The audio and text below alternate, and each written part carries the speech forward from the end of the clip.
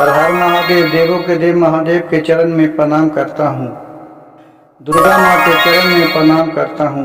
सरस्वती माँ के चरण में प्रणाम करता हूँ। गणेश भगवान के चरण में प्रणाम करता हूँ। गुरु भाई गुरु बहनों के चरणों में प्रणाम करता हूँ। गुरु भाई गुरु बहन भोलेनाथ पहाड़ पर, जंगल में और मंदिर में ही रहना क्यों पसंद करते हैं? इसका पीछे का रहस्य बहुत ही बड़ा है कि जो भोलेनाथ पहाड़ पर ही रहना पसंद करते हैं। इस कथा को जानने के लिए इस चैनल को सब्सक्राइब कीजिएगा, लाइक कीजिएगा, शेयर कीजिएगा और इसे ध्यान पूर्वक सुनिएगा। एक दिन माता पार्वती भोलेनाथ से बोले कि हे प्रभु, सब जो एक आदमी है, मनुष्य है, सब देव हैं, जिसके महल कोठा अटारी सब कुछ है, लेकिन मेरे प्रभु भोलेनाथ का एक महल भी नहीं है, एक घर भी नहीं है। जो एक घर बनवाए भी, वो भी आप दूसरे के दान में दे दिए। इतना बात सुनकर भोलेनाथ पार्वती माता से बोले कि हे पार्वती, इसका बहुत भारी रहस्य है। तो पार्वती ने बोले कि प्रभु, क्या रहस्य है, इसके बारे में थोड़ा समझाइए। तो भोलेनाथ बोले कि सुनो पार्वती, जो मैं कहता हूं उसे ध्यान पूर्वक सुनो। जिसके पास लोभ है, उसके जिंदगी में चैन नहीं है। देखिए, मनुष्य का एक ऐसा लोभ और मोह और ममता के जाल में फंसा हुआ है कि आगे तो उसको रहने के लिए घर नहीं है। तो बोले कहते हैं, हे भोलेनाथ, हे देवों के देव, हमें एक घर दे दीजिए। जब उसके घर हो जाते हैं तो कहते हैं दो घर दे दीजिए। दो घर हो जाते हैं तो एक महल खोजते हैं। जब महल मिल जाता है तब वो कहती है उसकी पत्नी, यह तो इतना भरा घर है जी, हमें तो इसे झाड़ू पोछा करते करते दिन भर बीत जाता है। अब मैं बाल बच्चे को सेवा टहल कैसे करूं, कैसे खाना बनाऊं? अब गुरु भाई गुरु बहन देखिए, जब उसका घर नहीं था तो भोलेनाथ से घर मांगे।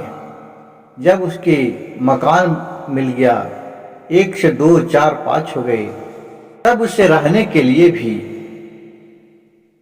और उसको साफ सफाई करने के लिए भी उससे नहीं हो पा रहा। उसके लिए भी उसे अब एक आदमी की आवश्यकता है।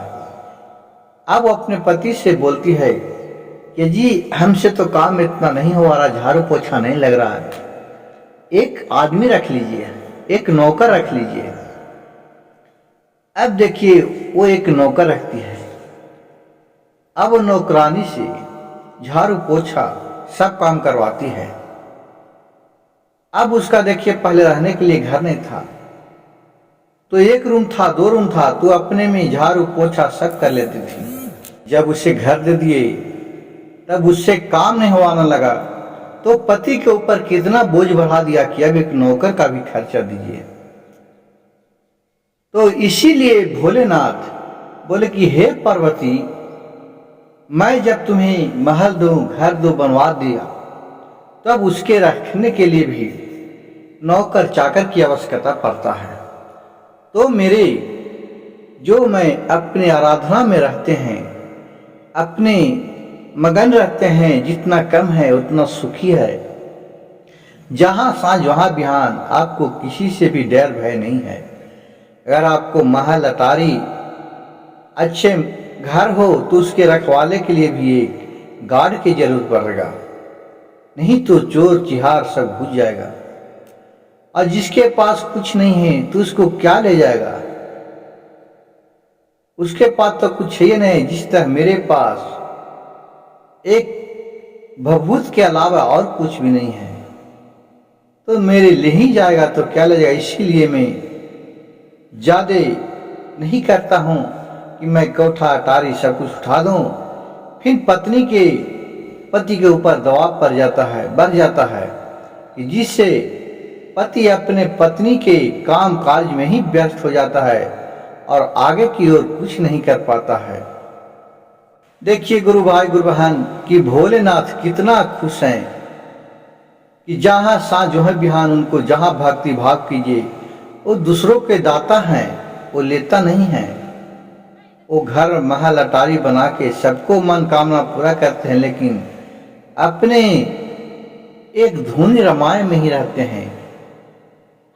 तो भोलेनाथ से देखिए एक शिव शिष्या क्या मीठी भजन में बोल रही है। हमरो के देहो भोले कोठाया अटरिया जी, महला दु महला और 4 महला जी।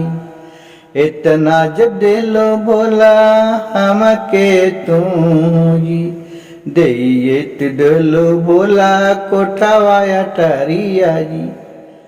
अब हुन देहु भोला नौकर चाकर जी, अब हमसे न हो बहाई घरवा के कमाओ काज जी। बोल रहे हैं भोलेनाथ से कि हे भोले बाबा, हमें तो कोठा अटारी महल सब दे दिए, आपसे जो भी मांगे आप हमें दे दिए।